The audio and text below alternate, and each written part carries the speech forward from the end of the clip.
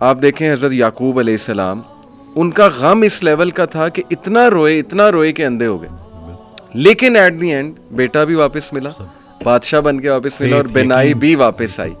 حضرت ایوب کا میں تفسیر پڑھا تھا ڈاکٹر صاحب، بھی سورہ انبیاء میں کافی انبیاء کو اللہ تعالیٰ نے ڈسکس کیا ہے، اسماعیل علیہ السلام، ذوالکفل، سلیمان، داؤد، سب کے بارے میں نا پھر اللہ کہتے ہیں کل من الصابرین، all of them were patient, اور اللہ تعالیٰ نے ان پہ رحمت کی. بہرحال تفسیر میں پڑھ رہا تھا کہ ایوب علیہ السلام کو اللہ نے بہت پین سے گزارا، یعنی وہ رو پڑے، اور انہوں نے کہا کہ ندا لگائی جب انہوں نے کہ انی مسنی الضر وانت ارحم الراحمین، کہ اے میرے رب تکلیف نے مجھے چھو لیا ہے اور تو بے شک تمام رحم کرنے والوں میں سے رحم کرنے والا ہے. تو لکھا ہوتا ہے تفسیر میں کہ the reason اللہ تعالیٰ made him go through all this tough time was to tell everyone کہ میں اپنے پیاروں کو تکلیف سے گزارتا ہوں. یہ نہ سمجھنا کہ میں تم سے ہیٹ کرتا ہوں یا میں جو ہے وہ کوئی تمہیں پنش کر رہا ہوں، کیونکہ دیکھو اگر ایوب گزر سکتے ہیں اور انبیاء گزر سکتے ہیں تو مے بی اس میں کوئی بہت بڑی حکمت ہے، پین میں، غم میں.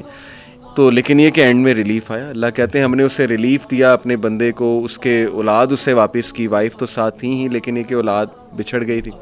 اسی طرح آپ دیکھیں زکریا علیہ السلام اولاد نہیں تھی، رو پڑے. مریم علیہ السلام کو ایک دن دیکھا کہ ان کے پاس پھل ہیں، بے موسمی پھل ہیں، تو دل میں خواہش کی اور نماز میں اللہ سے دعا کی کہ اللہ اگر تو بے موسمی پھل دے سکتا ہے تو مجھے اولاد بھی دے سکتا ہے، تو اس پہ قادر ہے. اور پھر یہ الفاظ کہ اللہ میں تجھ سے دعا کر کے کبھی مایوس ہوا ہی نہیں. تو آپ دیکھیں کہ اس وقت بچے دیے اور پھر وہ خود ہی حیران ہو گئے. یعنی آپ انسان کی حالت دیکھیں، پہلے خود ہی دعا کی، پھر جب اللہ تعالیٰ نے بچہ دے دیا تو حیران ہو گئے، کہتے اے رب مجھے کیسے ہو سکتا ہے. اسی طرح کئی مثالیں ڈاکٹر صاحب ہیں، یوسف علیہ السلام کی، موسیٰ علیہ السلام، یعنی سیڈ اینڈنگ تو ہے ہی نہیں. میں ہمیشہ انہیں سمجھاتا ہوں کہ دیکھو اللہ سے امید انسان سے لگاؤ گے تو سیڈ اینڈنگ ہے، وہ پھر سیڈ ہوگی. اللہ سے امید لگاؤ گے تو کوئی نہ کوئی ریپلیسمنٹ آ جائے گی، کوئی نہ کوئی راحت آ جائے گی، کہیں سے کچھ آ جائے گا، اللہ سنبھال لے گا. قائم ذات سے محبت کرو تم بھی قائم کر دیے جاؤ. تو قائم ذات سے محبت کرنی ہے. اور باقی اکثر میرے پاس بھی آتے ہیں تو کہتے ہیں آپ موت سے، کیونکہ موت ہر کسی ڈر تو لگتا ہے نا کہ کسی ہم لوگوں کا تو کانسیپٹ اس طرح سے، تو کہتے تو کیا مطلب بس موت کا. میں نے کہا نہیں، زندگی کا شکر ادا کرنا ہے، موت کا انتظار کرنا ہے. اللہ، زندگی کا شکر ادا کرنا ہے، موت کا انتظار کرنا ہے کہ لائف گزارنی ہے، اور لیکن اس کے ساتھ کچھ زیادہ پکا پلان نہیں بنانا یہاں کا. پہلے یہ سوال یہ سوچو کہ اللہ نے بھیجا کیوں، صحیح بات، اور پھر سوچے کہ واپس کیوں بلا رہا ہے. تو کچھ تو لے کے جانا ہے نا ساتھ، تو اب جو لے کے جانا ہے اس کے بارے میں سوچو.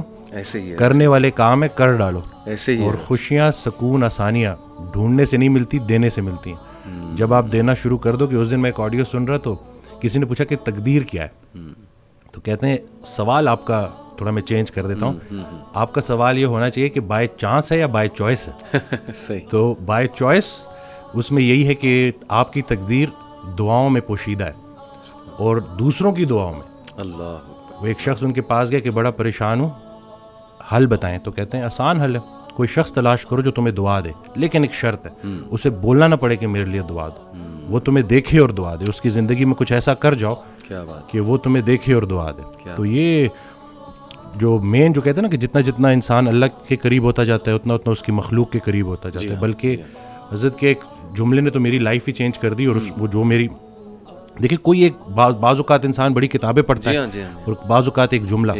اب یہ جملہ آپ دیکھیں کہ وہ عابد عبادت کرنے والا ڈاکٹر جو اپنے مریض کے لیے مخلص نہیں، اس کی عبادت اسے کوئی نفع نہیں پہنچائے گی. سبحان اللہ. اب یہ اتنا ہو کہ میں اگر صرف اور صرف کیونکہ مجھ سے تو اللہ میرے مرتبے کا پوچھے گا کہ پورے پاکستان میں چند لوگ تھے جن کو ڈاکٹر بنایا، اللہ نہیں بنایا نا. بے شک. اور پھر اس کے بعد کیوں بنایا؟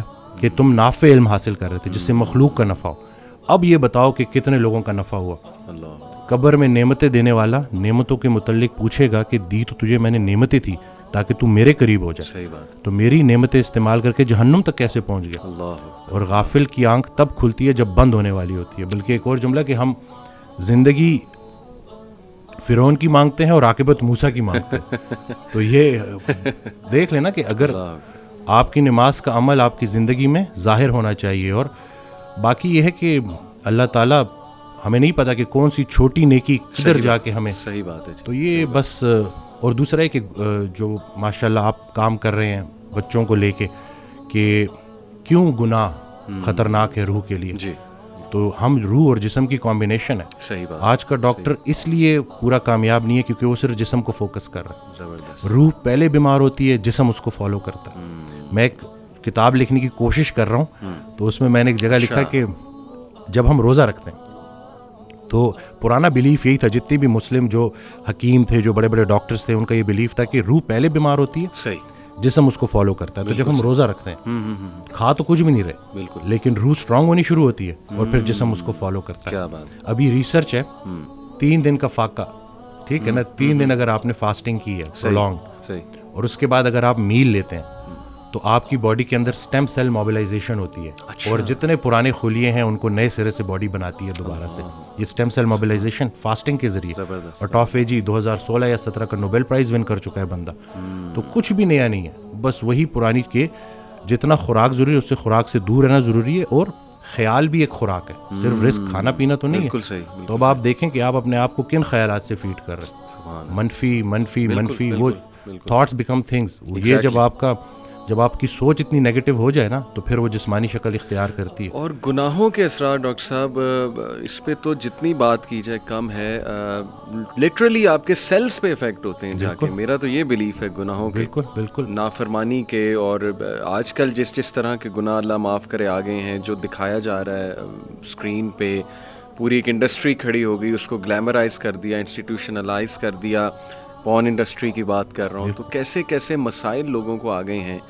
تو یہ اٹ آل پرووز کہ روح پہ افیکٹ ہوتا ہے تو جسم پہ افیکٹ ہوتا ہے. میرے پاس بچے آتے ہیں, تو اچھا ہوا کہ آپ نے یہ بات کر دی. میرے پاس بچے آتے ہیں تو میں حیران ہوا کہ وہ اس کو سم ہاؤ جسٹیفائی کر رہے ہوتے ہیں. اچھا, کہ جیسے کہیں کوئی مطلب خاتون تو نہیں ہے نا, یا ہم کسی کو نقصان تو نہیں پہنچا رہے, تو ان کو سمجھانا ہے کہ اب آنکھوں کو جو ہے نظاروں کا رزق دینا ہے جو اللہ کے قریب کریں. یہ جو اتنی کائنات اللہ نے بنائی ہے, یہ ہمارے لیے بنائی ہے, ہماری آنکھوں کے لیے بنائی ہے, اور ہم سب کو چھوڑ کے کدھر فوکس کر رہے ہیں. اور خیال پہلے غلط ہوتا ہے, عمل اس کے بعد. آپ کا دیکھیں, کوئی ایک لمحہ ایسے نہیں ہے کہ نیکی بند ہو جائے, کوئی ایک لمحہ ایسے نہیں ہے کہ گناہ بند ہو جائے.